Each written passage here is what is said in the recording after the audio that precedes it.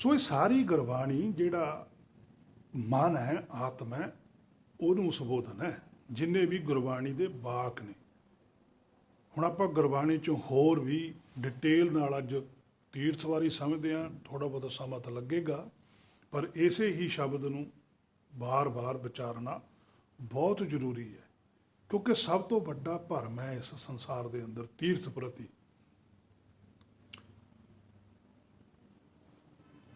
ਜਿਹੜਾ ਨਾਏ ਸ਼ਬਦ ਹੈ, ਨਾਏ ਹੈਗਾ ਨਾਉਨ, ਨਾਏ ਹੁੰਦੀ ਹੈ ਕਿਰਿਆ, ਵੀ ਕੁਛ ਕਰਨਾ ਹੈ, ਨਾਏ ਕਰੀ। ਜੜ ਤੀਰਥ ਜੋ ਬਾਹਰ ਧਰਤੀ ਤੇ ਹਨ, ਜੋ ਬਾਹਰ ਬਣੇ ਹੋਏ ਨੇ, ਆਪਾਂ ਉਹਨਾਂ ਬਾਰੇ ਵੀ ਗੁਰਬਾਣੀ ਤੋਂ ਹੀ ਪੁੱਛਣਾ ਵੀ ਗੁਰਬਾਣੀ ਉਹਨਾਂ ਬਾਰੇ ਕੀ ਕਹਿੰਦੀ ਹੈ। ਆਪਾਂ ਆਪਣੇ ਵੱਲੋਂ ਕੋਈ ਫੈਸਲਾ ਨਹੀਂ ਦੇਣਾ, ਤੁਸੀਂ ਆਪ ਵਿਚਾਰਨਾ। ਗੁਰਬਾਣੀ ਤੁਹਾਡੇ ਕੋਲ ਹੈ, ਬਕਾਇਦਾ ਮੈਂ ਤੁਹਾਨੂੰ ਅੰਗ ਦੱਸੂਗਾ ਵੀ ਇੰਨੇ ਅੰਗ ਤੇ ਆਹ ਬਚਨ ਲਿਖਿਆ ਹੈ, ਤੁਸੀਂ ਆਪ ਵਿਚਾਰੋ।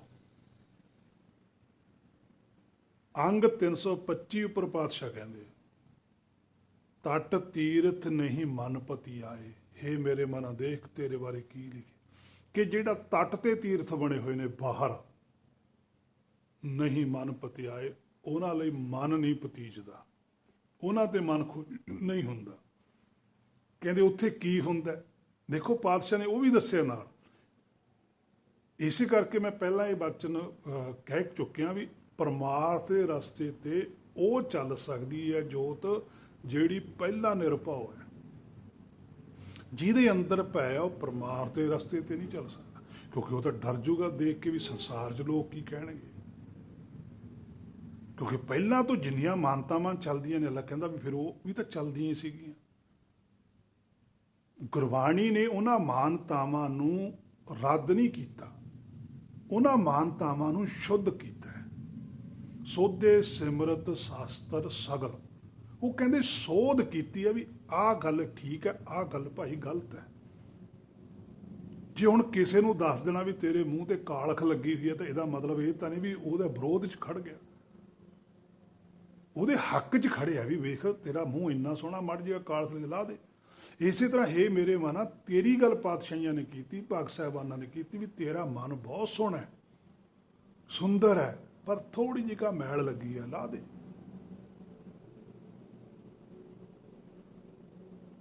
ਤੇਰੇ ਔਗਣਾ ਵਾਰੀ ਪਾਤਸ਼ਾਹ ਨੇ ਤੇਰਾ ਵਿਰੋਧ ਕਰਕੇ ਨਹੀਂ ਦੱਸੇ, ਤੇਰੇ ਭਲੇ ਵਾਸਤੇ ਦੱਸੀ ਹੈ। ਜੇ ਪਾਤਸ਼ਾਹ ਨੇ ਇੱਥੇ ਤੀਰਥਾਂ ਬਾਰੇ ਕੰਡੈਮੇਸ਼ਨ ਕੀਤੀ, ਉਹ ਸਿਰਫ ਇਸੇ ਕਰਕੇ ਕੀਤਾ ਭਾਈ ਤੁਹਾਨੂੰ ਅਸਲੀ ਤੀਰਥ ਦਾ ਪਤਾ ਲੱਗੇ। ਤੁਹਾਨੂੰ ਫਿਰ ਅਸਲੀ ਤੀਰਥ ਬਾਰੇ ਤਾਂ ਪਤਾ ਨਹੀਂ ਲੱਗਣਾ। ਜੇ ਨਾਮ ਬਾਰੇ ਕੰਡੈਮੇਸ਼ਨ ਕੀਤੀ ਹੈ ਤਾਂ ਇਸੇ ਕਰਕੇ ਕੀਤੀ ਹੈ ਤੁਹਾਨੂੰ ਅਸਲੀ ਨਾਮ ਬਾਰੇ ਪਤਾ ਲੱਗ ਜਾਵੇ। ਜੇ ਬਾਣੀ ਬਾਰੇ ਦੱਸਿਆ ਤਾਂ ਤੁਹਾਨੂੰ ਤਾਂ ਪਤਾ ਲੱਗੇ ਕਿ ਅਸਲੀ ਬਾਣੀ ਭਾਈ ਕੋਈ ਹੋਰ ਹੈ,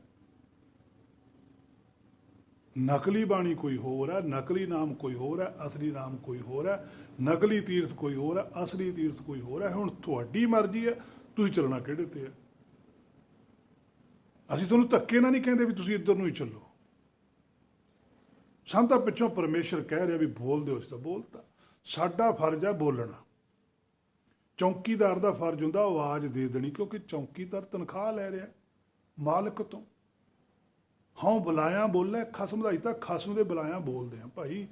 ਤੁਹਾਡੀ ਮਰਜ਼ੀ ਹੈ ਜਾਗਣਾ ਨਾ ਜਾਗਣਾ, ਅਸੀਂ ਤੁਹਾਨੂੰ ਧੱਕੇ ਨਾਲ ਨਹੀਂ ਜਗਾਉਂਦੇ, ਅਸੀਂ ਤਾਂ ਆਵਾਜ਼ ਦੇ ਕੇ ਲੰਘ ਜਾਣਾ। ਕੱਲ੍ਹ ਨੂੰ ਤੁਸੀਂ ਸਾਡੇ ਤੇ ਕੋਈ ਕਲੇਮ ਵੀ ਨਹੀਂ ਕਰ ਸਕਦੇ ਵੀ ਸਾਨੂੰ ਤਾਂ ਕਿਸੇ ਨੇ ਆਵਾਜ਼ ਨਹੀਂ ਦਿੱਤੀ। ਅਸੀਂ ਤੁਹਾਨੂੰ ਕਹਾਂਗੇ ਵੀ ਆਹ ਦੇਖੋ, ਹੇ ਮੇਰੇ ਮਨਾ ਤੂੰ ਵੀ ਕਿਸੇ ਦੇ ਕਲੇਮ ਨਹੀਂ ਕਰ ਸਕਦਾ, ਕਿਉਂਕਿ ਗੁਰਬਾਣੀ ਤੇਰੇ ਕੋਲ ਹੈ। ਇਹ 36 ਪੁਰਖ ਉੱਥੇ ਬੈਠੇ ਹੋਣਗੇ, ਉਹਨੇ ਕਹਿਣਾ ਵੀ ਦੇਖ ਅਸੀਂ ਤਾਂ ਰਿਟਨ ਪ੍ਰੂਫ ਦੇ ਕੇ ਆਏ ਸਾਰਾ ਕੁਛ। ਉੱਥੇ ਤੂੰ ਇਸ ਗੱਲ 'ਚ ਫਸੇਗਾ ਜੀ ਮੈਂ ਤਾਂ ਜੀ ਅਰਥ ਐਂ ਸੁਣੇ ਸੀ, ਉਹ ਕਹਿੰਦੇ ਵੀ ਅਸੀਂ ਅਰਥਾਂ 'ਚ ਤਾਂ ਗੱਲ ਹੀ ਨਹੀਂ ਕਿਤੇ ਕੀਤੀ, ਅਸੀਂ ਤਾਂ ਗੱਲ ਵਿਚਾਰ ਦੀ ਕੀਤੀ ਹੋਈ ਹੈ। ਤੂੰ ਇਹਦੇ ਵਿਚਾਰ ਕੀਤੀ ਇਸ ਗੱਲ ਤੇ, ਹੁਣ ਇਹਦਾ ਅਰਥ ਕੀ ਕਰੋਗੇ? ਬੋਲੀ ਹੈ ਸੱਚ, ਧਰਮ ਝੂਠ ਨਾ ਬੋਲੀ ਹੈ, ਦੱਸ ਇਹਦਾ ਕੀ ਅਰਥ ਕਰਨਾ? ਕਿਹੜੀ ਭਗਤੀ ਦੀ ਲੋੜ ਹੈ, ਕਿਹੜੀ ਚੌਂਕੜਿਆਂ ਦੀ ਲੋੜ ਹੈ? ਕਿਤੇ ਨਹੀਂ ਕੁਛ ਕਰਨੀ, ਬੋਲਣਾ ਤਾਂ ਸੱਚ ਹੈ। ਤੇ ਸੱਚ ਚੌਂਕੜਾ ਮਾਰ ਕੇ ਥੋੜ੍ਹਾ ਬੋਲੋਂਗੇ, ਸੱਚ ਤਾਂ ਸਮਾਜ 'ਚ ਵਿਚਰਾਂਗੇ ਤਾਂ ਹੀ ਬੋਲਾਂਗੇ। ਆ ਇੱਕ ਵਚਨ ਹੈ, ਲੈ ਇਸੇ ਗੱਲ ਨੂੰ ਮਿਲਦਾ ਨਾਨਕ ਲੇਖਾ ਇੱਕ ਗੱਲ, ਆਹ ਹੈ ਉਹ ਇੱਕ ਗੱਲ। ਆਹ ਗੱਲ ਨੂੰ ਹੇ ਮੇਰੇ ਮਨਾਂ ਤੂੰ ਜ਼ਿੰਦਗੀ 'ਚ ਲਾਗੂ ਕਰਦੇ, ਇੱਕ ਤੂੰ ਆਪ ਹੀ ਹੈ। ਤੇਰੀ ਬੋਲੀ 'ਚ ਫਰਕ ਹੈ ਬਸ। ਆਪਾਂ ਨਹੀਂ ਕਹਿ ਦਿੰਦੇ ਪੰਜਾਬੀ 'ਚ ਬੰਦਾ ਤਾਂ ਠੀਕ ਆ, ਪਰ ਇਹਨੂੰ ਬੋਲਣ ਦਾ ਨਹੀਂ ਥੋੜ੍ਹਾ ਜਿਹਾ ਪਤਾ। ਇਹੀ ਗੱਲ ਹੈ ਕਿ ਨਾਨਕ ਲੇਖਾ ਇੱਕ, ਨਾਨਕ ਜੀ ਕਹਿੰਦੇ ਲੇਖੇ ਤੋਂ ਇੱਕ ਹੈ ਤੂੰ, ਬਸ ਤੂੰ ਹੀ ਲੇਖੇ 'ਚ ਹੈ। ਸੱਚਖੰਡ ਵੱਲੋਂ ਤਾਂ ਤੂੰ ਇੱਕੋ ਹੀ ਹੈ। ਗੱਲ ਦਾ ਨਹੀਂ ਤੈਨੂੰ ਪਤਾ ਲੱਗਦਾ, ਤੇਰੀ ਗੱਲ 'ਚ ਫਰਕ ਹੈ।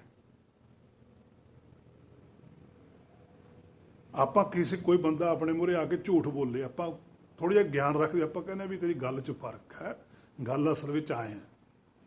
ਉਹਨੂੰ ਮੰਨਣਾ ਪੈਂਦਾ ਵੀ ਹਾਂ ਮੈਂ ਥੋੜ੍ਹੀ ਜਿਹੀ ਗੱਲ ਬਦਲੀ ਹੈ। ਇਸ ਤਰ੍ਹਾਂ ਸੱਚਖੰਡ ਵਾਲੇ ਕਹਿੰਦੇ ਤੂੰ ਇੱਕ ਤਾਂ ਹੈਗਾ, ਤੇਰੀ ਗੱਲ 'ਚ ਫਰਕ ਹੈ। ਉਹ ਕੀ ਹੈ? ਹੋਰ ਹਉਮੈ ਚੱਖਣਾ ਆ ਹੈ ਬਸ। ਵੀ ਤੂੰ ਹੋਰ ਗੱਲ ਵਿੱਚ ਨਾਲ ਮਿਕਸ ਕਰਦਾ। ਉਹ ਕੀ ਕਰਦਾ? ਹਾਂ ਤੇ ਮੈਂ। ਤੂੰ ਭਰਮ ਕਰਦਾ ਵੀ ਮੈਨੂੰ ਇਹ ਕੁੱਟਣਗੇ, ਮੈਨੂੰ ਮਾਰ ਦੇਣਗੇ ਜੇ ਮੈਂ ਸੱਚ ਬੋਲਿਆ।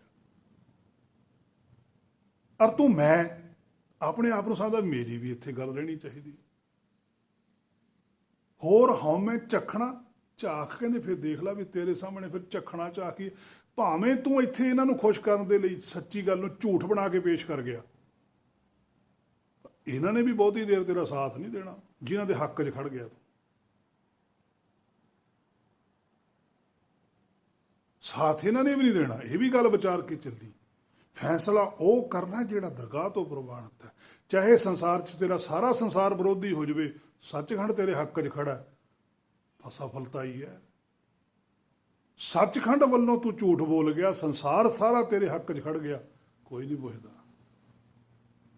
ਚੰਗਾ ਨਾਉ ਰਖਾਏ ਕਹਿ ਜਸ ਕੀਰਤ ਜਗ ਲੇ, ਜੇ ਤਿਸ ਨਦਰ ਨਾ ਆਵਈ ਤਾਂ ਬਾਤ ਨਾ ਪੁੱਛੇ ਕੀ ਹੈ। ਕਿਸੇ ਨੇ ਨਹੀਂ ਪੁੱਛਣਾ ਮੇਰੇ ਮਨਾ, ਕਿਸੇ ਨੇ ਨਹੀਂ ਪੁੱਛਣਾ। ਥਾਉ ਨਾ ਹੋ ਵੀ ਪਾਉਂਦੀ ਹੁਣ ਸੁਣੀਏ ਕਿਆ ਰੂ ਆਇਆ, ਜਿੰਨਾ ਮਰਜ਼ੀ ਰੋਈ ਚੱਲੀ। ਸਾਰੀਆਂ ਜੋਤਾਂ ਦੇਖਦੀਆਂ ਹੁੰਦੀਆਂ ਨੇ। ਜਦੋਂ ਜੋਤ ਆ ਸਰੀਰ ਨੂੰ ਛੱਡ ਕੇ ਜਾਂਦੀ ਹੈ ਨਾ, ਆਤਮਾ ਆ ਸਾਰਾ ਸੰਸਾਰ ਦੇਖਦਾ ਹੁੰਦਾ। ਸਾਰੇ ਸੱਚਖੰਡ ਦੀਆਂ ਜੋਤਾਂ ਦੇਖਦੇ ਨੇ, ਵਿਚਾਲੇ ਖੜਾਉਂਦੇ ਆ ਲਿਆ ਕੇ।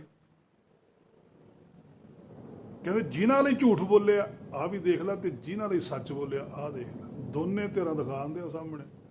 ਤਾਂ ਉੱਥੇ ਲਿਖਿਆ ਸੀ ਪਾਤਸ਼ਾਹ ਨੇ ਵੀ ਉੱਥੇ ਸੱਚੋ ਹੀ ਸੱਚ ਨਿਬੜਾ। ਚੁਣ ਵੱਖ ਕੱਢੇ, ਵੱਖ ਕੱਢ ਲੈਂਦੇ। ਉਹ ਕਹਿੰਦੇ ਦੇਖ ਲੈ ਤੇਰੇ ਸਾਹਮਣੇ। ਤਾਂ ਹੀ ਕਬੀਰ ਸਾਹਿਬ ਜੀ ਸੱਚੇ ਪਾਤਸ਼ਾਹ ਦਾ ਬਚਨ ਹੈ ਕਿ ਤਬ ਜਾਣੋਗੇ ਜਬ ਉਗਰੋ ਗੋਪਾਜ। ਹੁਣ ਨਹੀਂ ਤੁਹਾਨੂੰ ਪਤਾ ਲੱਗ ਰਿਹਾ, ਹੁਣ ਨਹੀਂ ਤੁਹਾਨੂੰ ਸਾਡੀਆਂ ਗੱਲਾਂ ਚੰਗੀਆਂ ਲੱਗਦੀਆਂ, ਹੁਣ ਤਾਂ ਤੁਸੀਂ ਸਾਡਾ ਵੀ ਵਿਰੋਧ ਕਰਦੇ ਹੋ ਵੀ ਇਹ ਗਲਤ ਕਹਿੰਦੇ ਆ। ਪਰ ਜਦੋਂ ਆਪ ਤੇ ਬੀਤੂਗੀ ਨਾ, ਜਦੋਂ ਪਾਜ ਉਗੜਨਾ ਤਬ ਜਾਣੋਗੇ, ਕਹਿੰਦੇ ਫੇਰ ਪਤਾ ਲੱਗੂ, ਫਿਰ ਅਸੀਂ ਵੀ ਉੱਥੇ ਹੀ ਹੋਵਾਂਗੇ। ਪਰ ਫਿਰ ਜਿਹੜੀ ਉੱਥੋਂ ਦੀ ਸ਼ਰਮਿੰਦਗੀ ਆ ਨਾ, ਉਹ ਚੱਲ ਨਹੀਂ ਹੋਣੀ। ਇਹ ਮੇਰੇ ਮਨਾ ਹਜੂ ਕੁਛ ਬਿਗੜਿਓ ਨਾ, ਚਾਹ ਮੈਂ ਹਰ ਗੁਣ ਗਾਏ। ਹਜੇ ਵੀ ਉਹਦੀ ਰਿਜਾ ਚਲੇ ਜਾ, ਹਜੇ ਵੀ ਉਹਦੇ ਅੱਗੇ ਟਹਿ ਜਾ। ਛੱਡ ਦੇ ਕੁਛ ਨਹੀਂ ਹੈ ਸੰਸਾਰ 'ਚ। ਵੱਡੇ ਵੱਡੇ ਤੇਰੇ ਸਾਹਮਣੇ ਜਾ ਰਹੇ ਨੇ, ਕੱਖ ਨਹੀਂ ਪੱਲੇ। ਕੋਈ ਨਹੀਂ ਪੁੱਛਦਾ, ਇੱਕ ਕੋਈ ਨਾ ਪੁੱਛੇ ਤੇਰੀ ਬਾਤ, ਕੋਈ ਨਹੀਂ ਬਾਤ ਪੁੱਛਦਾ। ਤੂੰ ਭਾਵੇਂ ਸੰਸਾਰ ਲਈ ਕੁਛ ਵੀ ਕਰਕੇ ਚਲੇ ਗਿਆ, ਭਗਤਾਂ ਤੋਂ ਬਾਤਾਂ ਕੋਈ ਨਹੀਂ ਕਰਕੇ ਗਿਆ, ਪਾਤਸ਼ਾਹੀਆਂ ਤੋਂ ਬਾਤਾਂ ਨਹੀਂ ਕੋਈ ਕਰੇ, ਕਿਹੜਾ ਬਾਤ ਪੁੱਛਦਾ? ਭਗਤਾਂ ਦੀ ਬਾਤ ਕੋਈ ਨਹੀਂ ਪੁੱਛਦਾ। ਅਸੀਂ ਪਾਤਸ਼ਾਹੀਆਂ ਦੀ ਬਾਤ ਨਹੀਂ ਪੁੱਛਦੇ, ਪਾਤਸ਼ਾਹੀਆਂ ਦੇ ਸਰੀਰ ਨਾਲ ਜੁੜੇ ਹੋਏ ਹਾਂ ਅਸੀਂ, ਉਹਨਾਂ ਦੇ ਸਰੀਰਾਂ ਲਈ ਸਾਰਾ ਕੁਝ ਕਰਦੇ ਹਾਂ। ਪਰ ਜੋ ਕੁਛ ਉਹ ਆਤਮਿਕ ਤੌਰ ਤੇ ਸਾਨੂੰ ਬੋਲ ਕੇ ਗਏ, ਅੱਜ ਗੁਰਬਾਣੀ ਸਾਨੂੰ ਜੋ ਕੁਛ ਬੋਲ ਕੇ ਗਈ ਹੈ, ਇਹ ਮੇਰੇ ਮਨ ਦੱਸ ਕੌਣ ਮੰਨਦਾ ਹੈ? ਗੁਰਬਾਣੀ ਕਹਿ ਰਹੀ ਹੈ, ਗੁਰਬਾਣੀ ਕਹਿ ਸੇਵਕ ਜਨ ਮੰਨੈ। ਗੱਲ ਮੰਨਣ ਤੇ ਖੜਾਉਂਦੀ ਹੈ ਗੁਰਬਾਣੀ, ਲਿਆ ਕੇ ਪੂਜਣ ਤੇ ਨਹੀਂ ਖੜਾਉਂਦੀ। ਇਹ ਹੈ ਸਤਿਕਾਰ ਕਿ ਗੁਰਬਾਣੀ ਦੀ ਗੱਲ ਮੰਨ।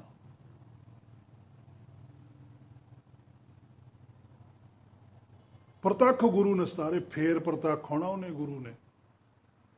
ਫੇਰ ਸੱਚਖੰਡ ਦਾ ਜਿਹੜਾ ਹੁਕਮ ਹੈ, ਸ਼ਬਦ ਗੁਰੂ ਫੇਰ ਸਾਹਮਣੇ ਆਉਂਦਾ, ਉਨਾ ਚਿਰ ਨਹੀਂ ਆਉਂਦਾ। ਇਸੇ ਕਰਕੇ ਗੁਰੂ ਨਾਨਕ ਸਾਹਿਬ ਨੇ ਸ਼ਾਇਦ ਇਹ ਗੱਲ ਆਖੀ ਕਿ ਆਖਣਾ ਔਖਾ ਸੱਚ ਨਾ, ਬਹੁਤ ਔਖਾ ਹੈ।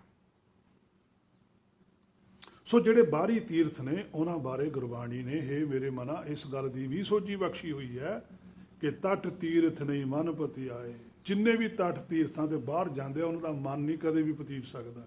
ਕਿਉਂ ਨਹੀਂ ਪਤੀਤ ਸਕਦਾ? ਕਿਉਂਕਿ ਚਾਰ ਅਚਾਰ ਰਹੇ ਉਰਜਾਏ। ਉਹ ਤਾਂ ਚਾਰ ਅਚਾਰ ਚ ਉਲਝਾਏ ਹੋਏ ਆ। ਚਾਰ ਅਚਾਰ ਕੀ ਹੁੰਦਾ? ਰਹਿਤ ਮਰਜ਼ਾਦਾ। ਸਾਡੇ ਸਥਾਨ ਦੀ ਆ ਮਰਜ਼ਾਦਾ ਹੈ। ਜਿਹੜਾ ਮਰਜ਼ਾਦਾ ਨਾਲ ਜੁੜ ਗਿਆ ਉਹ ਚਾਰ ਅਚਾਰ ਨਾਲ ਜੁੜ ਗਿਆ। ਚਾਰ ਆਚਾਰ।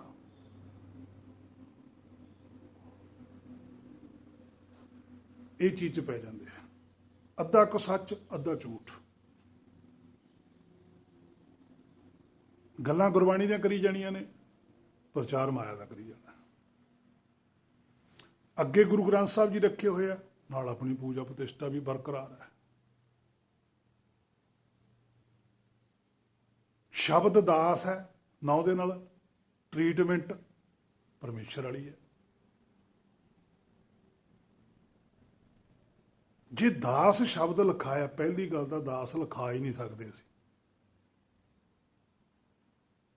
ਦਾਸ ਉਹਨੂੰ ਕਹਿੰਦੇ ਆ ਜਿਹਦੇ ਹਿਰਦੇ 'ਚ ਸ਼ਬਦ ਗੁਰੂ ਪ੍ਰਗਟ। ਨਾਨਕ ਦਾਸ ਤੇਰੀ ਸਰਣਾਈ। ਨਾਨਕ ਜੀ ਦਾਸ ਨੇ। ਇੱਥੇ ਜਣਾ ਖਣਾ ਹੀ ਲਿਖਾਈ ਜਾਂਦਾ ਦਾਸਨ ਦਾਸ। ਕਿੱਡੇ ਕਿੱਡੇ ਸ਼ਬਦ ਵਰਤਦੇ ਅਸੀਂ। ਗੁਰਬਾਣੀ ਵਾਲੇ ਸ਼ਬਦ ਆ ਬਾਹਰਲੀ ਦੇਹੀ ਲਈ ਲਾ ਲਏ, ਜਿਹੜੀ ਕਿ ਨਿਰੀ ਗੰਦਗੀ ਹੈ। ਸਾਨੂੰ ਤਾਂ ਇਹ ਨਹੀਂ ਪਤਾ ਵੀ ਸ਼ਬਦ ਕਿਹੜਾ ਕਿਹਦੇ ਨਾਲ ਲੱਗਣਾ ਸੀ। ਸਾਨੂੰ ਬ੍ਰਹਮ ਬਾਰੇ ਤਾਂ ਬਹੁਤ ਔਖਾ ਹੈ।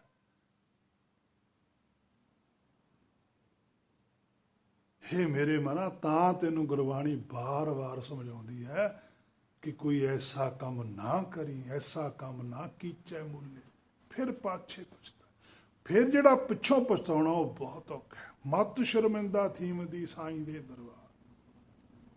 ਵੀ ਉੱਥੇ ਸ਼ਰਮਿੰਦਗੀ ਬਹੁਤ ਔਖੀ ਹੈ। ਕੋਈ ਵੀ ਸ਼ਬਦ ਆਪਣੇ ਨਾਮ ਨਾਲ ਨਾ ਲਾ ਲਈ। ਜੋ ਸੰਸਾਰੀ ਨਾਂ ਤੇਰਾ ਰੱਖਤਾ ਕਿਸੇ ਨੇ, ਬਸ ਠੀਕ ਹੈ। ਗੁਰਮੀਤ ਸਿੰਘ ਵਾ ਗੁਰਮੀਤ ਸਿੰਘ, ਰਾਈਟ ਵੇ ਹੈ। ਪਰ ਗੁਰਬਾਣੀ ਵਾਲਾ ਸ਼ਬਦ ਚੱਕ ਕੇ ਤੂੰ ਆਪਣੇ ਨਾਲ ਜੋੜ ਲਵੇਂ ਵੀ ਦਾਸ ਗੁਰਮੀਤ ਸਿੰਘ, ਫਿਰ ਤੂੰ ਸ਼ਾਇਦ ਫਸ ਜਾਏਗਾ ਦਰਗਾਹ 'ਚ। ਕਿਉਂਕਿ ਦਰਗਾਹ ਵਾਲੇ ਨੇ ਕਹਿਣਾ ਵੀ ਦਾਸ ਤਾਂ ਆਹ ਹੁੰਦੇ।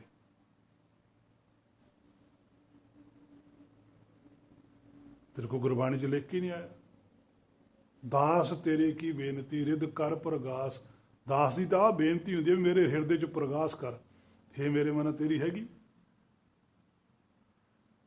ਤੂੰ ਤਾਂ ਕਹਿਣਾ ਚਾਰ ਪੈਸੇ ਮਿਲ ਜਾਣ ਛੇਤੀ। ਪ੍ਰਚਾਰ ਕੀਤਾ ਤਾਂ ਤੂੰ ਪਹਿਲਾਂ ਸੌਦਾ ਕਰਦਾ ਵੀ ਇੰਨੇ ਦੇਓਗੇ ਤਾਂ ਮੈਂ ਆਊਂਗਾ ਪ੍ਰਚਾਰ ਕਰਨ।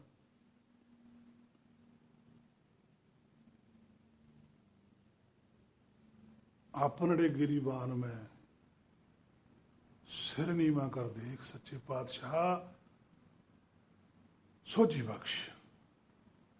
ਇਸ ਤਰ੍ਹਾਂ ਨਹੀਂ ਜਿਉਣਾ ਚਾਹੁੰਦੇ।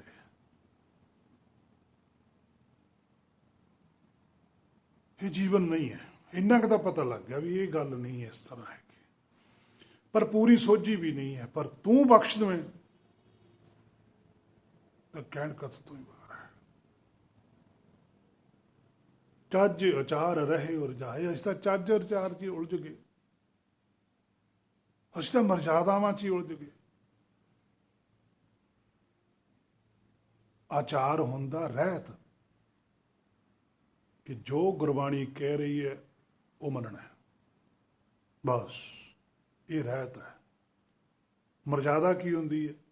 ਜੋ ਗੁਰਬਾਣੀ ਕਹਿ ਦਿੰਦੀ ਹੈ ਸਤ ਵਚਨ, ਪਰ ਮੰਨਣਾ ਨਹੀਂ। ਮੰਨਣਾ ਆਪਣੇ ਹਿਸਾਬ ਨਾਲ ਹੈ। ਇਹ ਮਰਜ਼ਾਦਾ ਹੈ।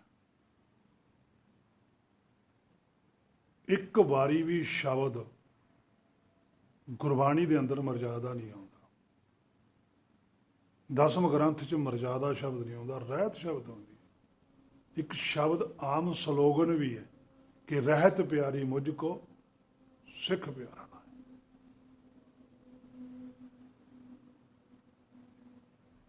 ਗੁਰਬਾਣੀ 'ਚ ਇਹ ਗੱਲ ਕਿ ਰਹਿਤ ਜ਼ਰੂਰੀ।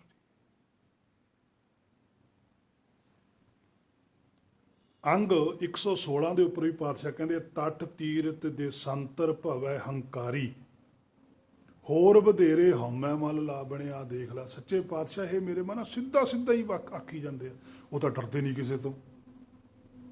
ਕਿ ਤਟ ਤੀਰਥ ਦੇ ਸੰਤਰ ਭਵੈ, ਕਹਿੰਦੇ ਦੇਸਾਂਤਰਾਂ ਦੇ ਵਿੱਚ ਫਿਰਦਿਆਂ ਤੁਰਿਆ, ਕਦੇ ਕਿਤੇ ਚਲੇ ਗਿਆ, ਕਦੇ ਕਿਤੇ ਚਲੇ ਗਿਆ, ਕਦੇ ਕਿਤੇ ਚਲੇ ਗਿਆ।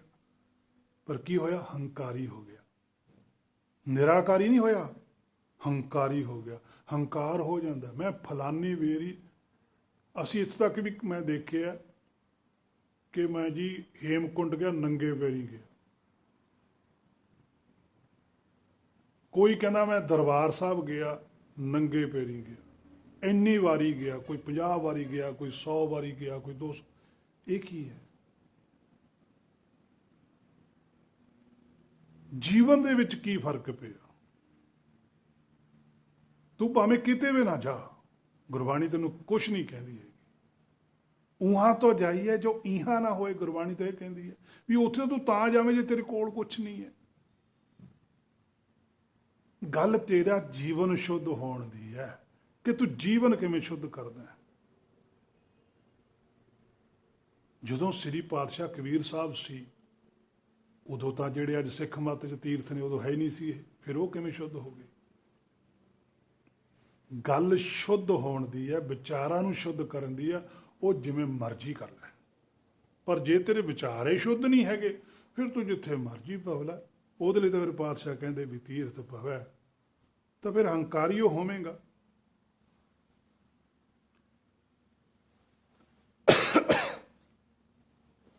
ਹੋਰ ਵਧੇਰਾ ਮਲ ਲਾ ਬਣਿਆ, ਫਿਰ ਹੋਰ ਤਾਂ ਬਥੇਰੀ ਮੈਲ ਹੀ ਲੱਗਣੀ ਹੈ।